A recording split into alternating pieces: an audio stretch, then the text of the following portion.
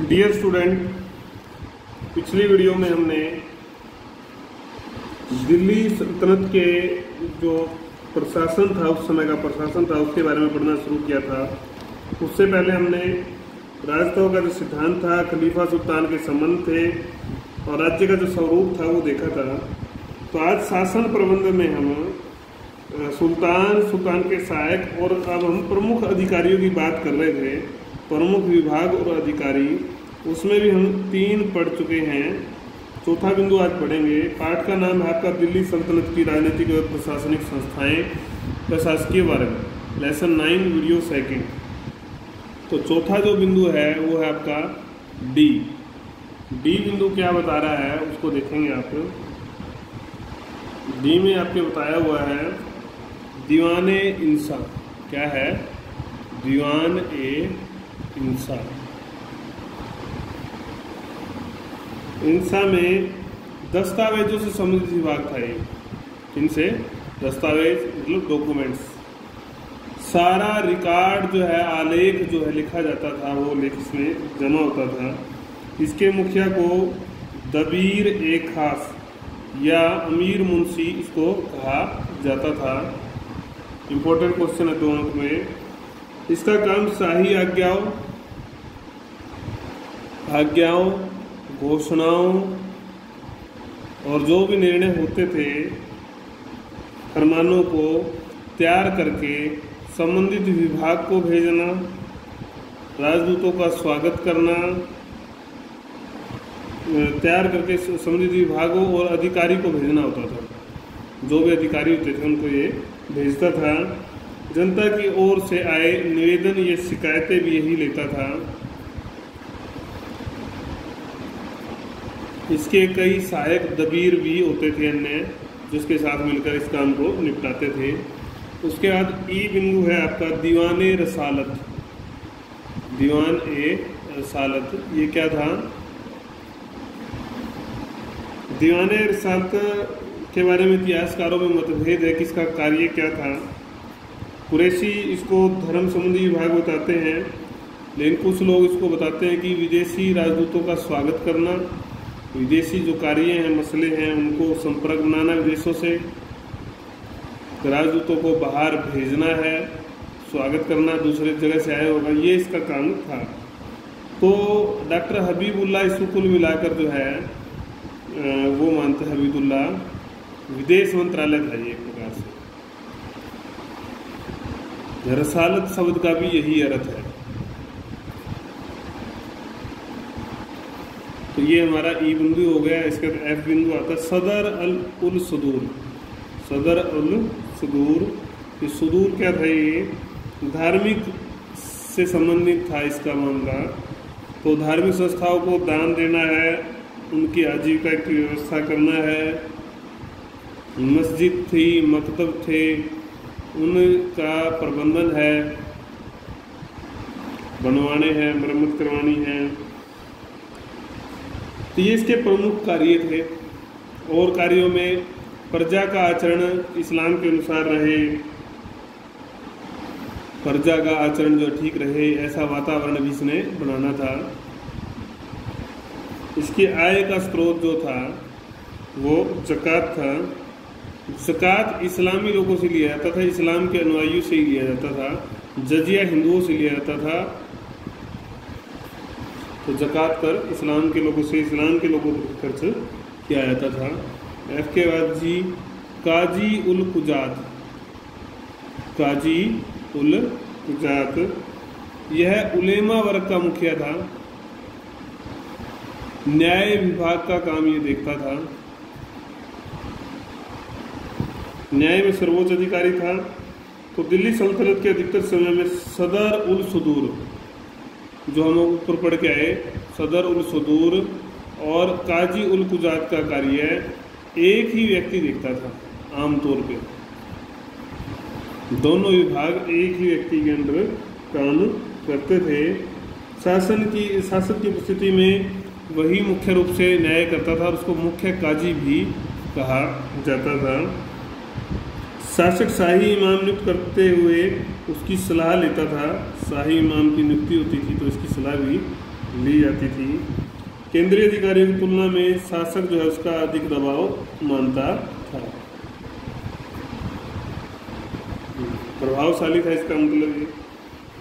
H, कारखाना। कारखानों का भी महत्व काफ़ी अधिक है। कई तरह के कारखाने थे, तैयार की जाती थी चीज़ें, दरबार की पूर्ति थी या अन्य जो शासकों की जरूरत की जो पूर्ति की आवश्यकता की जो चीज़ें थी वो यहाँ तैयार की जाती थी। इनमें पील खाना, शराब खाना, सैया खाना, जामदार खाना, प्रास्त खाना, रिकाब खाना, ये सारे खाने थे। इसका जो मुखिया होता था उसको बोलते थे मुतसर्रिफ। मुतसर्रिफ 2 अंक में आ सकता है। फिरोज तुगलक के काल में 36 कारखाने बताए जाते हैं थे। ये 2 प्रकार के थे। रातिबी को जो है नकद वेतन मिलता था और दूसरे थे गैर रातिबी, उनको विभाग द्वारा संचालित किया जाता था। अन्य विभागों को और पढ़ लेते हैं एक बार। अन्य में क्योंकि बहुत सारे विभाग थे और किसी शासक के काल में कम भी हो गए, किसी में ज़्यादा भी हुए, तो ये सभी शासक के प्रति जवाबदेह थे। वकील दर का काम शाही महल, वकील दर होता था एक,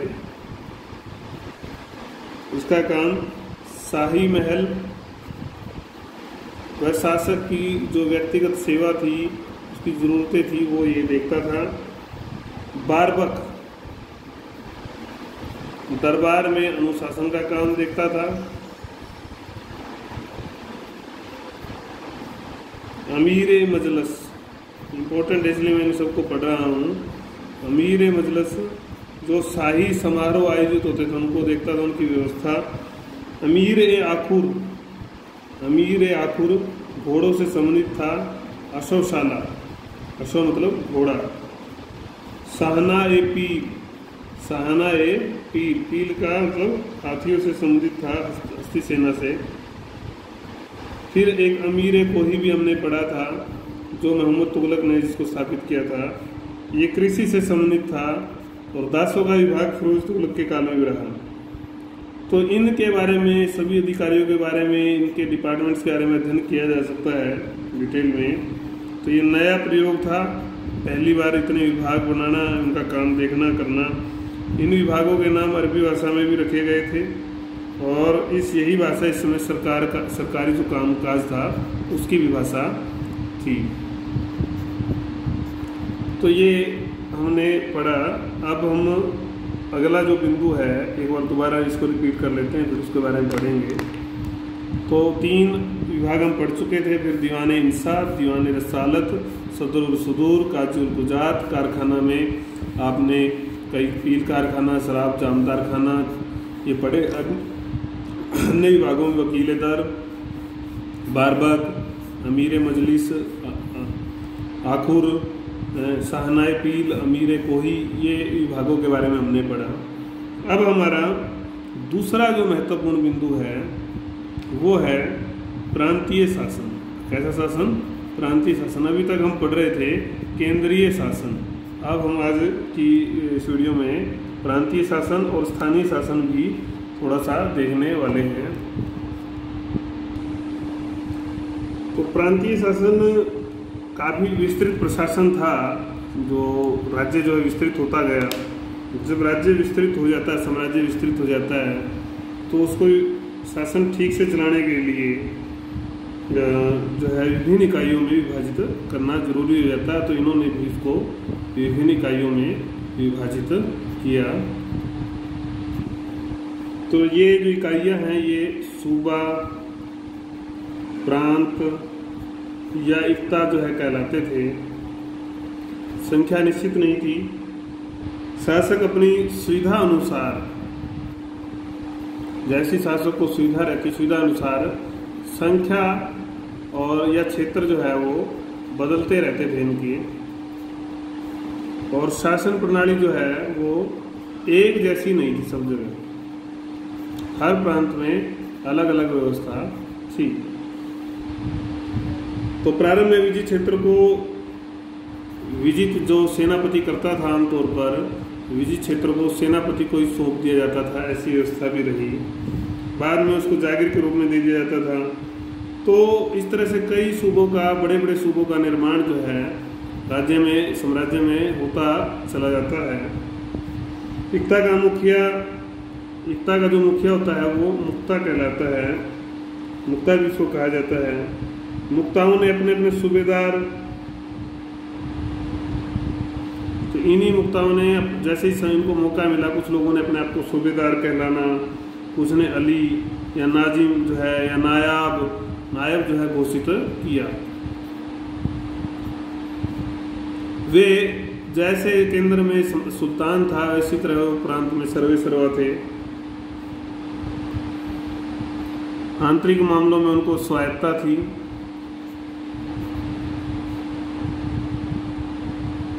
सेना, शांति अपने क्षेत्र में, सब इनकी जिम्मेदारी थी।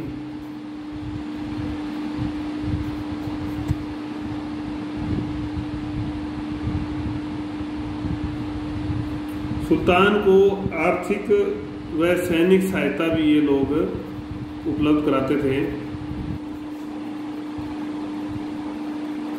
सुल्तान को देना इनकी जिम्मेवारी थी। सुल्तान इनसे विशेष अपेक्षा रखता था। सुल्तान भी इनके ऊपर कठोर नियंत्रण रखता था ताकि ये बागी ना हो जाए, स्वतंत्र होकर चुनौती ही ना बन जाए। परंतु कमजोर शासकों के समय ये बात अलग हो जाती थी। फिरोज तुगलक के समय में तो विद्रोह जो है आम बात हो गई थी, विद्रोह आम हो गए थे, जन लगातार हो गए थे। इसके कारण जो है पतन की प्रक्रिया भी जो है शुरू होती है इन विद्रोह के कारण ही। करद राज्य भी प्रांत व्यवस्था का हिस्सा था। करद राज्य भी प्रांत का ही व्यवस्था का हिस्सा था, परंतु इनसे सुल्तान का संबंध केवल कर एकत्रित करने का था। और चीज़ों में लगभग राज्य स्वतंत्र से ही थे। प्राचीन काल की व्यवस्था ये इस समय भी जारी थी। तीसरा जो बिंदु आता है वो आपका स्थानीय शासन है। ये भी आप बिंदु पढ़ते रहे हैं, जितने भी शासकों के बारे में अब तक हमने पढ़ा है पहले भी। तो स्थानीय शासक की तरफ ये ध्यान नहीं दे इसके ज़्यादा इस बार, क्योंकि ये अपने केंद्रीय प्रशासन की तरफ भी कम देकर आए। क्योंकि प्रारंभिक अवस्था में था, शेषावस्था में था साम्राज्य, और बाहर से आए हुए लोगों की संख्या काफ़ी कम थी। बाहर से आए लोगों की संख्या कम थी। तो जैसे ही चलने दिया गया जैसे कि पहले व्यवस्था थी, उसमें कोई चेंज नहीं किया। 14वीं शताब्दी में थोड़ा सा ध्यान इसमें दिया जाता है। अभी हमने पढ़ा कि प्रांतों रिक्ताओं में बांट दिया था, तो इक्ता का विभाजन, इक्ता को आगे बांटा गया सिकों में। सिक क्या थे? जिले थे, एक प्रकार से जिलों में बांट दिया गया। सिक का मुखिया जो है वो सिकदार कहलाता था। सिकों को फिर आगे परगनों में विभाजित किया जाता है, जिसका मुखिया आमील कहलाता था। वेरी इंपॉर्टेंट है ये क्वेश्चन। आमील कहलाता था। और सबसे छोटी इकाई आपको पता ही है जो हर बार होती है, वो है आपका गांव। ग्राम जो सबसे छोटी इकाई थी। तो यहाँ पर जो अधिकारी होते थे उनका काम क्या था? लगान वसूल करना और शांति स्थापित करना। ये दो मुख्य काम इन लोगों के होते थे। दिल्ली सल्तनत की पकड़ ग्राम प्रशासन पर कमजोर थी। वैसे तो स्थानीय शासन पर ही कमजोर थी, लेकिन इस पर, और उन्होंने प्रयास भी नहीं किया इस बारे में कुछ ज़्यादा कि उनकी पकड़ ज़्यादा बने। तो गांव का जो प्रशासन चलाते थे उन लोगों को अलग अलग नामों से पुकारा जाता था। पटेल, पाटिल, मुकद्दम, पटवारी इत्यादि। तो ये स्थानीय शासन के बारे में पढ़ा। इसके बाद आपको आता है न्याय। न्याय के बारे में कुछ तो हम पढ़ के आए हैं ऊपर। काजी अल कुजात, सुल्तान जो था वो अंतिम स्रोत था, उसके बाद किसी को अपील नहीं की जा सकती थी।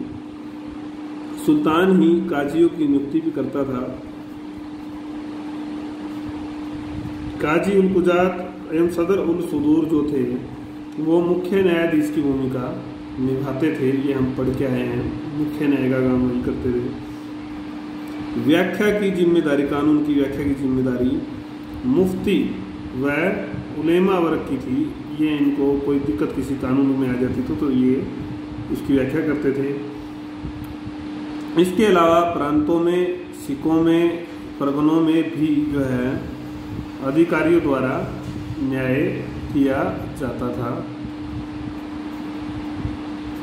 न्याय करते थे वो लोग। कानून इस्लामिक थे और उन कानूनों का आधार आप पढ़ चुके हो, वो कौन थी? आपका कुरान और शरीयत, ये उन कानूनों का आधार थी। दंड व्यवस्था कठोर थी। कबूल करने के लिए कि अपराध कबूल कर लें, काफ़ी कठोर यातनाएं दी जाती थी। ग्रामीण स्तर पर पंचायतें, आपको पता है, करती थी न्याय। देशद्रोहियों को कठोर दंड दिया जाता था। न्याय व्यवस्था दोष रहित नहीं थी, कानून लिखित नहीं थे, ये एक बड़ी अव्यवस्था थी। प्रभाव जिसका जैसा होता था, प्रभाव जो है फैसलों को प्रभावित करता था, चेंज करवा देता था। प्रभावशाली व्यक्ति को दंड मिलने की संभावना कम ही होती थी। बलबन अलाउद्दीन खिलजी और मोहम्मद तुगलक के समय न्याय व्यवस्था कम दोषपूर्ण थी। दिक्कत तो उसमें भी थी लेकिन वो कम थी। उसके बाद आपका आता है पुलिस और गुप्तचर विभाग।